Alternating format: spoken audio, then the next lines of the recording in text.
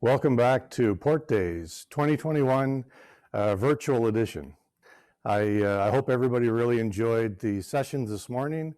I know that I did. I thought the panelists, the moderators did a great job. At this point, I'd normally ask for some applause to show appreciation, but I'll take your word for it. Our first panel of the afternoon is on cruise in post-pandemic times.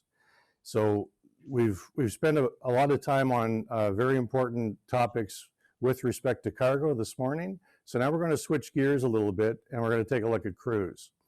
We've got a couple of excellent panelists. I want to refer you to the bios that are available on the platform. But let me just give you a brief description. Louis Ajamil is the president and CEO of Bermello, Ajamil and Partners Incorporated. It's one of the top international planning, architectural, and engineering firms in the world, and a leading port planning and design firm. And Danielle Timmons is VP and partner of Aquila Center for Cruise Excellence, one of the leading tour operators and top training companies for cruise destinations. Nothing and no sector has been harder hit than cruise in this pandemic, with 100% stoppage. Apart from my day job at the port, I'm also the chair of the Association of Canadian Port Authorities Cruise Committee. Now, this is something that we formed only last summer as we were getting into the pandemic, and we really saw the need for every cruise port in Canada to work together, collaborate, and develop protocols for the safe resumption of cruise. It was a lot of work by a lot of my colleagues, very successful. We have presented this to Transport Canada and PIAC, and it's been very positively received. Obviously, moving and editing all the time, but I would say that we're in excellent shape for resumption of cruise when it's safe to do so and deemed safe to do so.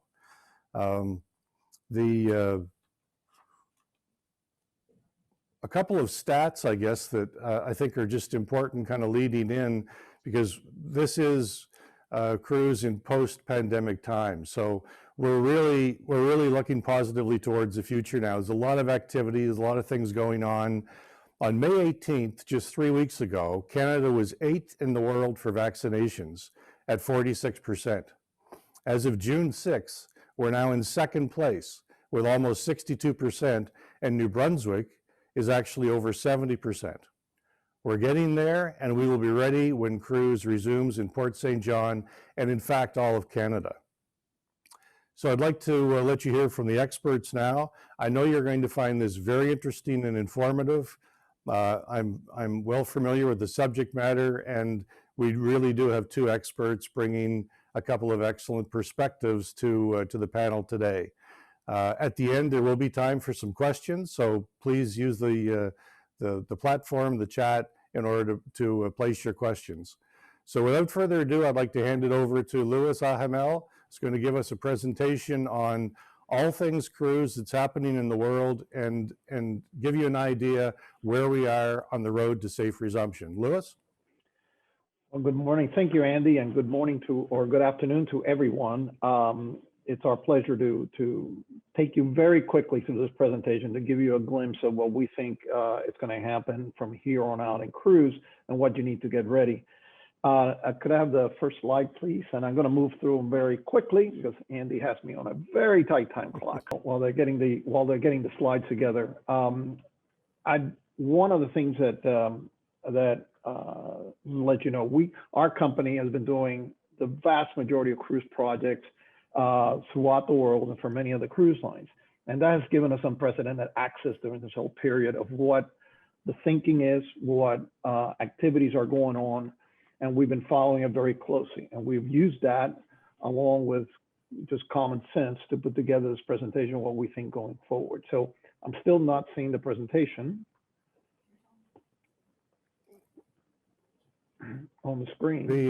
I believe the audience can see it, Louis. Oh, I'm not sure why it's not coming through on your feed. How would I know then what slide we're on? I have no idea. Louis, are you in gallery view? Would that help you? Because I can see it as one of the Zoom blocks in gallery view at the top right. Yeah, so let me see. Okay. Speaker view, full screen. Well, anyway, so I have to assume that we're on the second slide on the top left. So, so go ahead and switch the slide, please.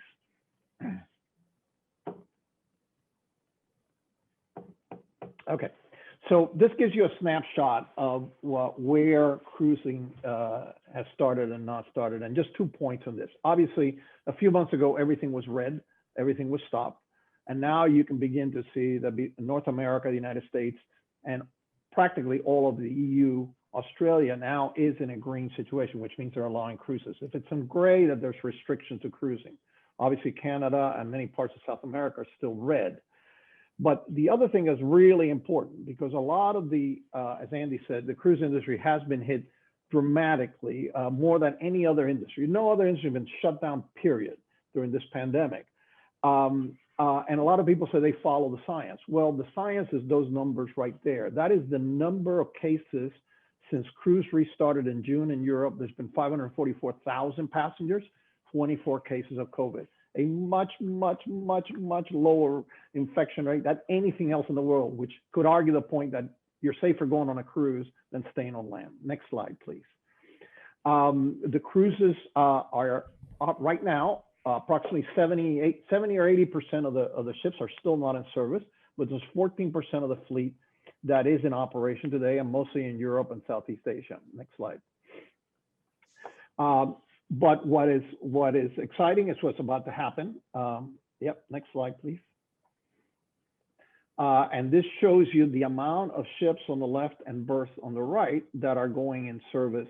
And as you can see that it started back in June of last year, built up a little bit slowly. Then the second wave hit Europe. It went down in December, and now we're about to hit June, and you can see the acceleration. By September, right now, it's pretty well confirmed now. You're going to be looking at about half the fleet in operation in the world. Next slide. So how is the restart going? Next slide.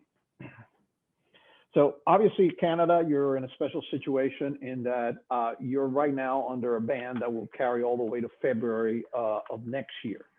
The United States seemed to have, up to that point in time, it seemed that the CDC and the EU and Canada were in parallel on all the different stoppage of the cruise industry.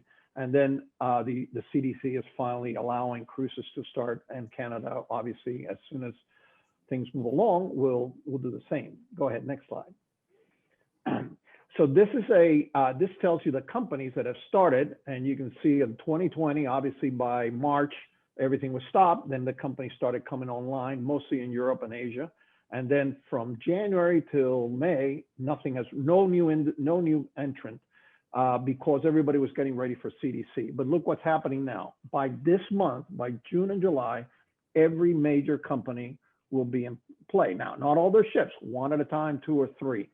But by the end of the year, most of the companies will be back at full service. Go ahead.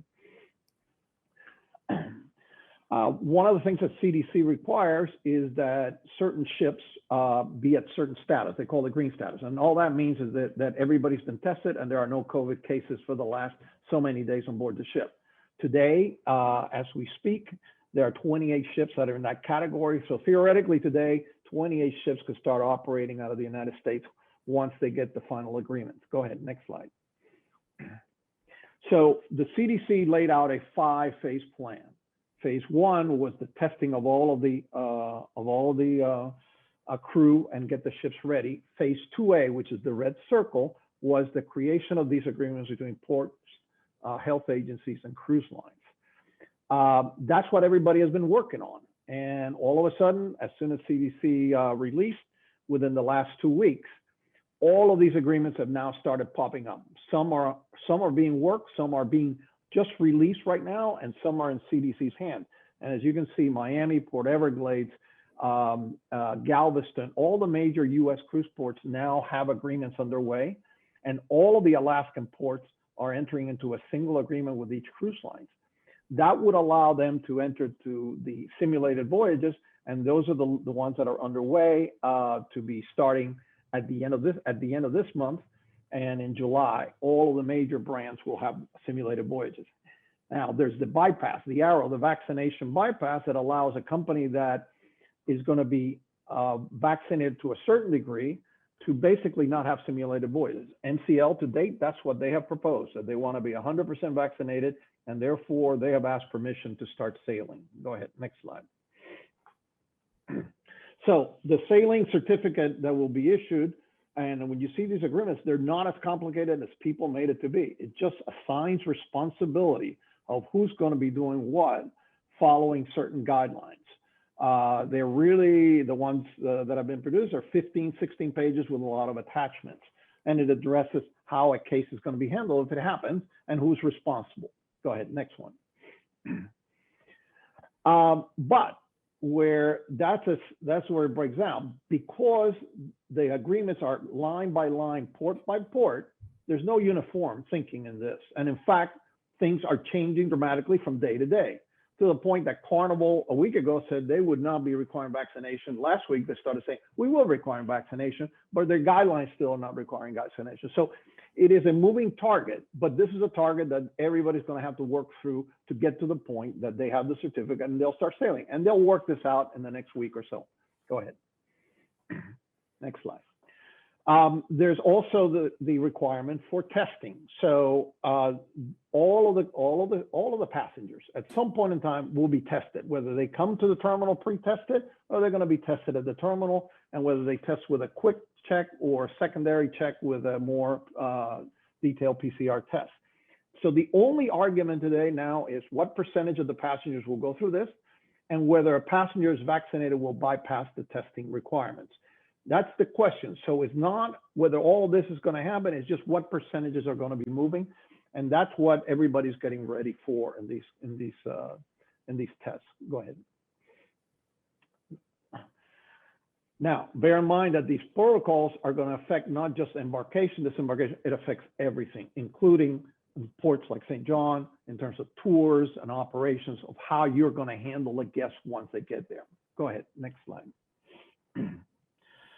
So to give you an idea of how different the protocols are, this is a list, which I don't expect everybody to read, of all the different protocols that are being proposed by all the cruise lines. And the more to the right is that you see the line going is the more that cruise lines that are adopting that protocol.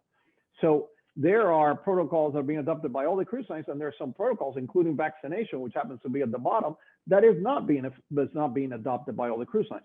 So it is a challenge for ports, for you as a community, to be able to adjust to that when your customers and your guests start arriving, that each one could be potentially operating under a different protocol. And that's a challenge that will be worked out as we go along the next few months. Go ahead, next slide. So I think we can safely say at this point, from what we've seen, the cruise lines are starting, certainly in the United States and in North America. Initially, we'll bypass Canada. So the question is not how they're going to start, but now is there going to be demand? Go ahead, next slide.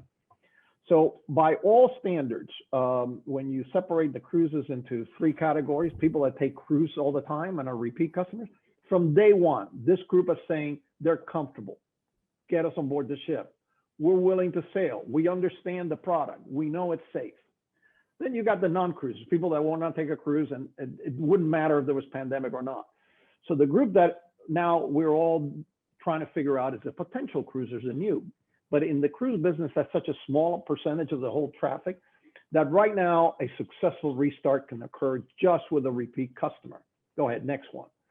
And that is in fact what is happening. All the cruise lines are reporting that all their bookings have stabilized, it's growing. They're beginning to compare them to 2019 and 2018. Cancellations are all basically reducing. Go ahead, the next one. When you look at places like Cruise Critic that survey their passengers and see where they're going with their searches, 85% of the people are now wanting to take a cruise, and 49% are actively looking for a cruise. Go ahead. But a lot of people are looking for vaccinations. So cruises are overwhelmingly want to see vaccines. They realize the potential that has. Go ahead. And most of them saying as soon as they get a vaccine, 3/4 said they're booking a cruise. So we feel very comfortable that the demand is there. Go ahead, next slide.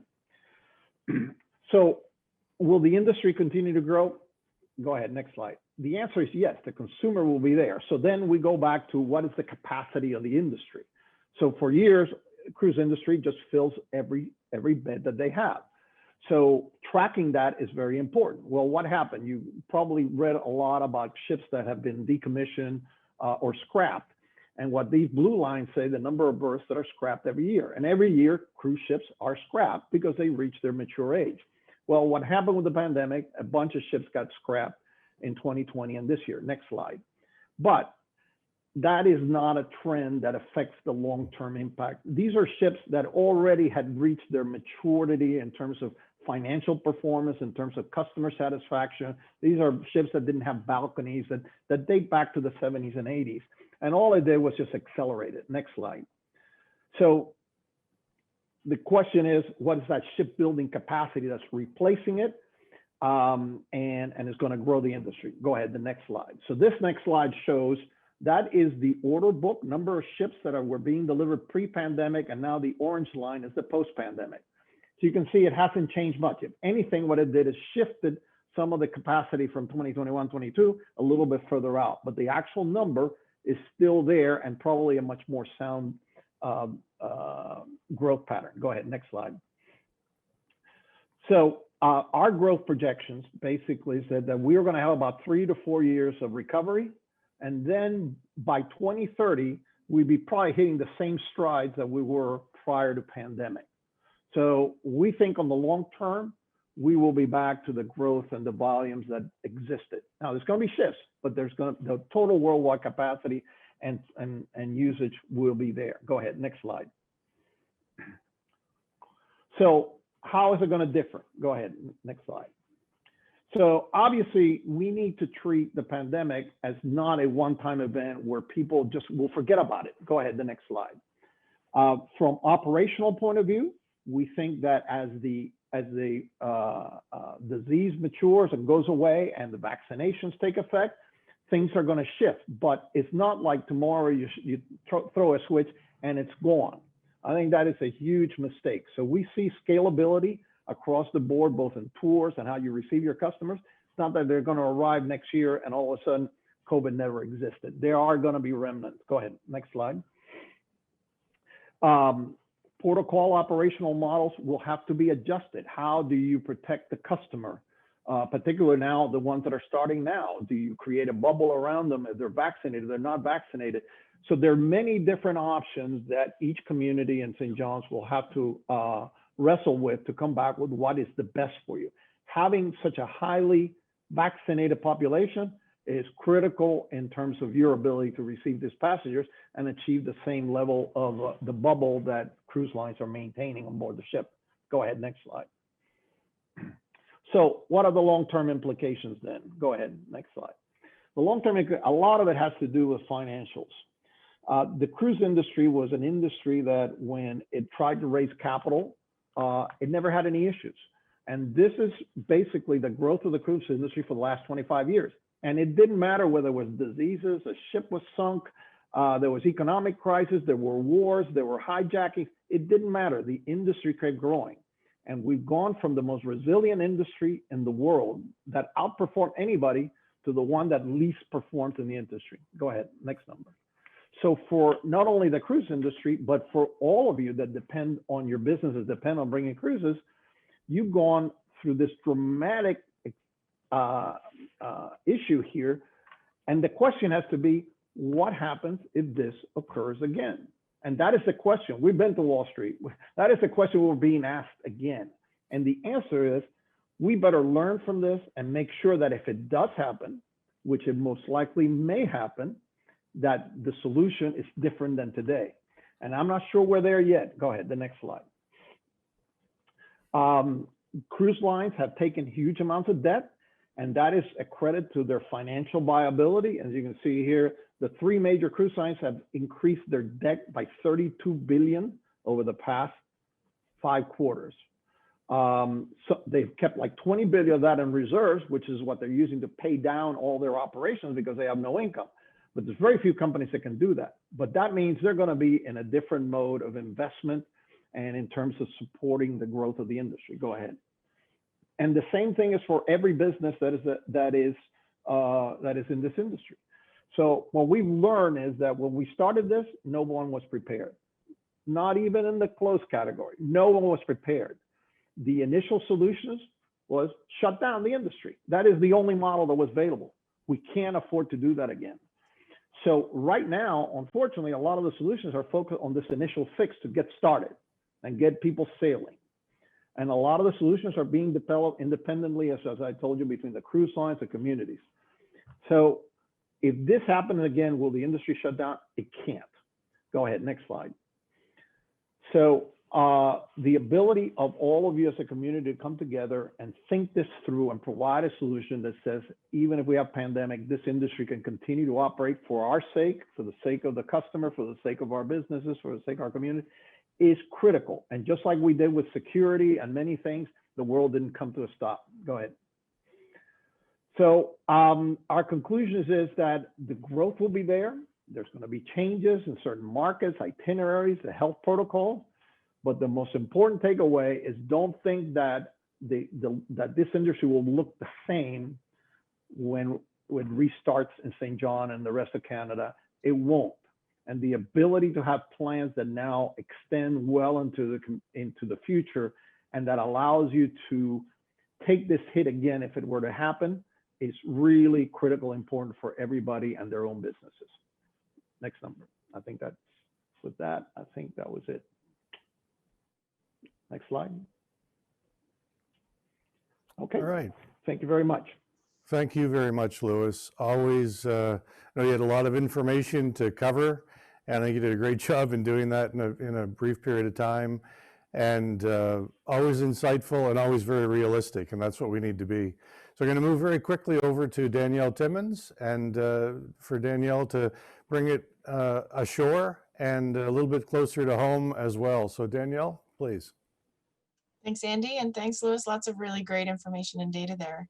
Hi, everyone. Bonjour tout le monde. Je suis très heureux d'être ici avec vous aujourd'hui. I'm so happy to be here with all of you from beautiful St. John. And if you can go to the next slide, please, we'll jump right in.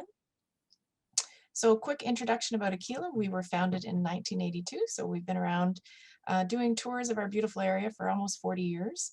We are the main shore excursion operator here in St. John. So we have contracts with all of the major cruise lines. And what that means is we take most of the guests on most of the tours. In a normal year, like we would have had pre-pandemic, that means we would normally take about 75,000 guests on tour each season. And so that would be all around beautiful St. John, out to the Bay of Fundy and St. Martin's, as far as Hopewell Rocks, and of course down to St. Andrews as well. I am the chair of TIAC's newly formed National Cruise Committee. So Andy mentioned that he is the chair of the ACPA Cruise Committee. And of course, they're really focused from a port perspective on the safe resumption of cruising, whereas TIAC's Cruise Committee is really focused on what we call the cruise supply chain.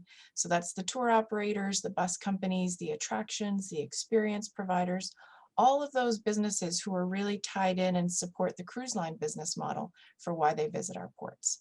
And we're really helping government and decision makers to understand that the cruise industry in Canada is essentially in lockdown. Because of the federal ban on cruise until 2022, we're in lockdown and support is needed because we don't have that chance to recover like other regular tourism businesses do. As well, at Aquila, we have the Center for Cruise Excellence, which was established in 2007, and we provide training and coaching to ports, destinations, tour operators. We train tour guides and frontline staff in cruise ports all around the world. Next slide. So what is cruise going to look like in St. John in 2022? I think one of the overarching things we're going to see is that health and safety is going to be the #1 priority. You're going to see this at the port level from the tour operators, from the bus companies. We're all going to be working together to make sure that our communities are feeling that everything is being done to keep them safe, because these are our friends, our neighbors, our families, and all these little communities, and of course our cruise guests as well. I think we're expecting a full and robust 2022 season here in St. John, speaking to our port, but also to other ports across Atlantic Canada. Our bookings are looking really good, and we're fully optimistic that next year is going to be kind of from a booking point of view, a full and robust season. So we're looking forward to that. Enhanced cleaning and those health and hygiene protocols, I really believe those are here to stay.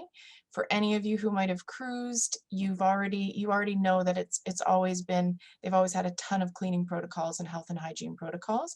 And now, of course, they've had to enhance that. So I think that those protocols are really here to stay. I think they've taken up all of their protocols in that level, and most of those are going to be with us.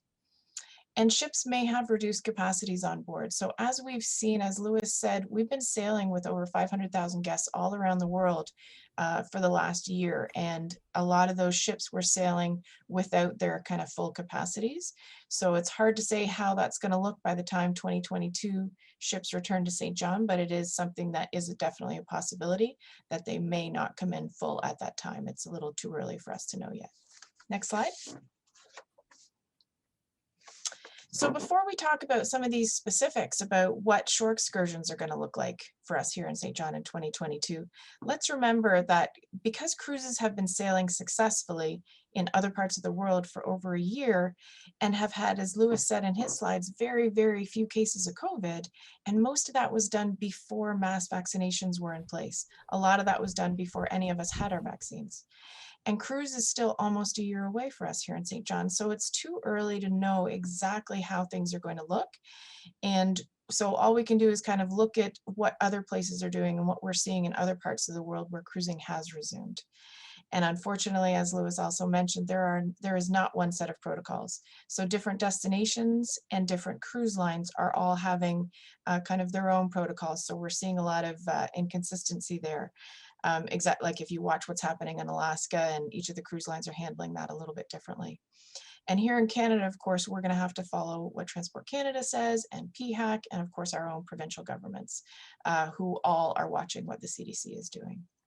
So as I said, enhanced cleaning and sanitization, if we're thinking about this on the shore side, we're going to see that not only do they have those enhanced protocols on board, but that's happening at the port. It's going to be happening as tour operators on the buses at all of the places that we bring our guests and that they visit. When we think about masks and distancing, this one is a little tricky to predict. The CDC just last month removed face mask requirements for cruisers if all of the crew and passengers were fully vaccinated. And they do have to keep them on if all of those passengers and crew are not vaccinated. So this is one of those things that's really changing all the time, and it's kind of hard to predict. So it's possible that, and of course the Canadian government has some input into this as well. So it's possible that we will still have some mask and distance requirements, but it's also possible that by that time there won't be those requirements. Reduced capacities. We talked about this on board the ship, but this could also apply to the tours on land. So as a tour operator, we've had requests from some cruise lines who are looking for, give us our normal tours, but we'd like to see those with reduced capacities on the buses. And then we've had some cruise lines who reached out and said, let's see what it would look like to give us full capacities for 2022. So again, we're seeing a lot of inconsistency between our different cruise line partners. But so it's a little early for us to tell yet how that's going to look, but we're preparing for both scenarios at this point. Shore excursion bubbles. This is a really interesting and controversial subject where it basically is the idea that only cruise guests who have booked a shore excursion are allowed to disembark from the ship. We're seeing right now in Alaska, NCL has come right out and said, we are going to allow people to explore independently because everybody on board is basically vaccinated and all crew are as well. And we've got a really high vaccination rate here. So shore excursion bubbles, we've seen these be successful in 2020, especially in Europe when they were launching cruising. So again, it's impossible for us to know if this is going to be something that's going to happen here in St. John, because we're a year away, and we could really, if our current trajectory of the pandemic continues as it is, we could really be in a very different place and this would no longer be necessary. But of course, it's very early days. And reimagining the guest experience and creating new tours. This is something that we're really looking at. I think everybody is looking at in every destination, because in some cases, tourism attractions have closed, or maybe they've had to pivot and adapt what they do.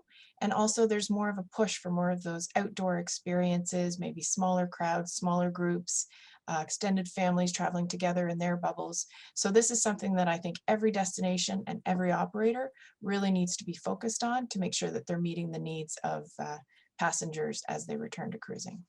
Next slide, please. Can you go to the next slide, please? There we go. Thank you. So what do we need to do to be ready? I think one of the big things that we need to do to be ready is to make sure that we are educating and making our community aware of how safe cruising is going to be.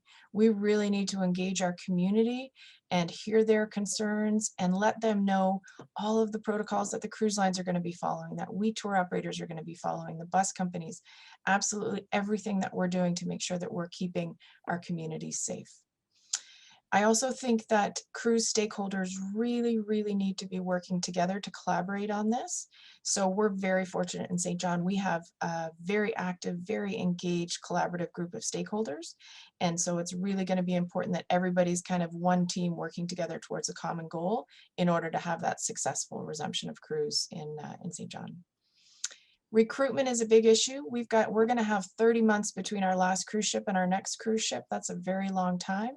So we are going to definitely, all of us in all sections of it, at the port, the tour operators, the bus companies, the attractions, we're going to have recruitment to be doing to bring people back and train new people, of course, just coming into it after 30 months without cruise.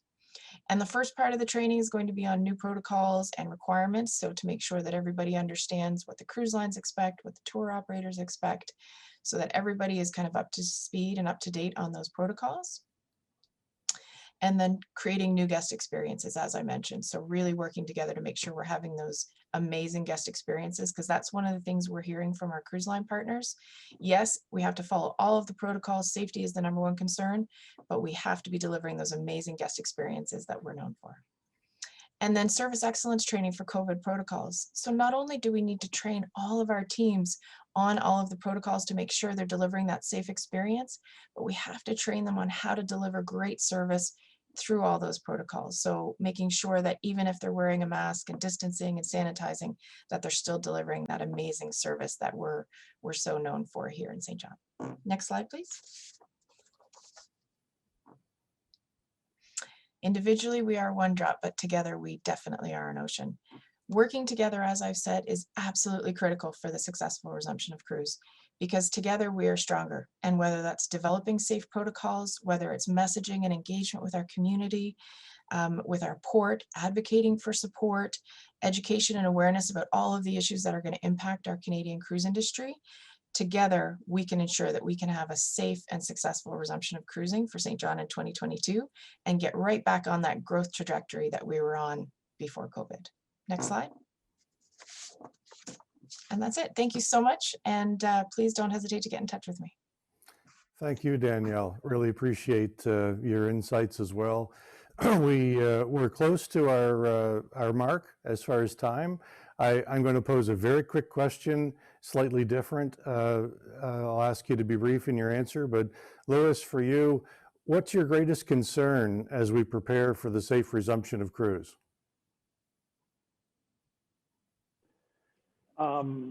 You know, one of the concerns used to be that if one of these cruise lines messes it up and everybody's looking for more cases on board the ship, but I'm pretty comfortable with that now. So I think that we look at it as the long-term view on this, so that this does not occur again. And if when it occurs, we're ready, so that we do never have a shutdown again. That's my main concern. Okay, appreciate that. I think everybody appreciates that. I'm going to flip it over and let Danielle have the optimistic question. Danielle, what do you consider is our greatest opportunity as an industry as we prepare for the safe resumption of cruise?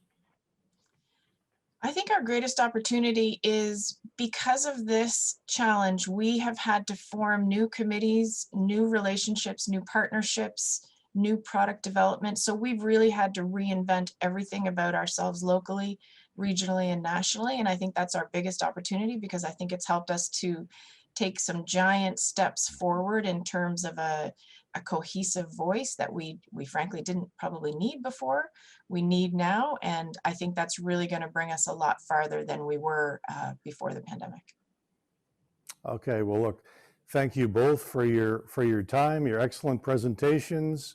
I think everybody that's listening has a much clearer idea kind of where we are and where we need to go to. And I'll leave on a very positive note. We're thrilled to be looking forward to not another year where cruise does not take place, but in fact the reinstatement of cruise as we ramp up in 2022. We've got some ground to cover to get there, but the name of the game is collaboration, and I know we're going to do it. So thanks a lot, and enjoy the remainder of your Port Days program. Take care, everyone. Bye. Bye-bye, everybody. We are excited that when the time is right and it is safe to do so, cruise will return to this region. Thank you to our very own Andrew Dixon for hosting that panel discussion, and thank you to Louis Ajamil and Danielle Timmons for joining us. Up next, we'll have the panel session that I will be hosting, Port in the Community. We'll see you there.